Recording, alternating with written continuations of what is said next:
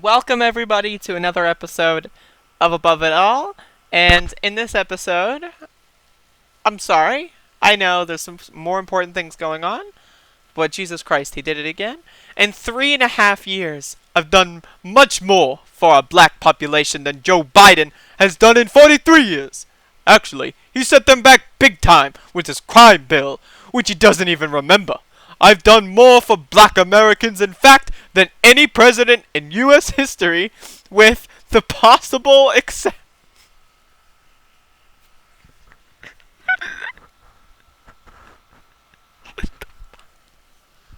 That's such good language. That is such fucking hilarious language. Okay, let me try this again. I have done more for black Americans, in fact, I love the comma, in fact, I love that, brilliant, than any president in U.S. history, with the possible exception of another Republican president, the late, great Abraham Lincoln. And it's not even close. The Democrats know this, and so does the fake news, but they refuse to write or say it, because they're inherently corrupt. See pinned above. Fucking pinned. Alright, let's see what you check out the pinned. Oh god. My admin has done much more for the black community than any president since Abraham. So now it goes from the possible exception, like the possible exception, to Abraham Lincoln is obviously better. So okay, we're backing down a little bit on our terms, Donald. Passed opportunity zones with Senator Tim Scott. Guaranteed funding for HBCUs. I wonder if he even knows what that stands for. School choice. Passed criminal justice reform. Lowest black unemployment, poverty, and crime rates in history.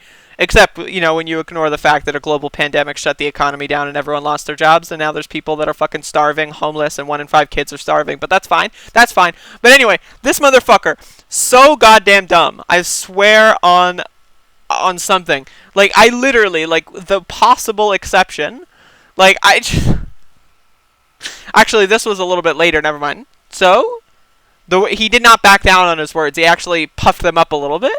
He went from since Abraham to since the possible exception. And again, fucking comparing the first ever Republican president to the modern Republican Party, I mean, Jesus Christ. Give me a fucking break.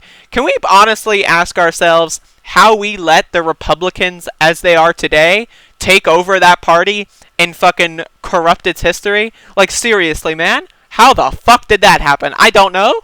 But either way, Donald Trump is at it again, posting really fucking epic cringy shit on Twitter.com. And Jesus fucking Christ, man. The fact that there are human beings out there that take this shit at face value and go like, oh, Mr. President. Like, Jesus fucking Christ, man. You need to get fucking laid. I swear to God. This is seriously problematic.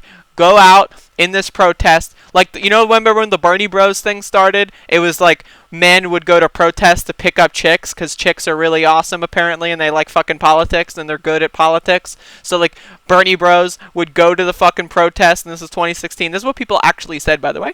This is, like, people's, like, actual, like, they would write, like, theories on this. Like, they would sit down and, like, write, like, a book on how the Bernie Bros started.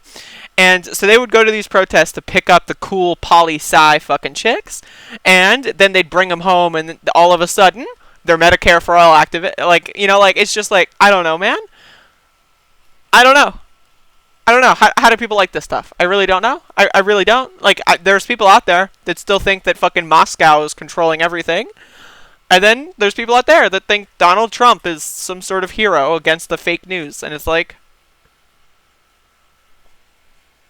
right? Like, what? Do you need help?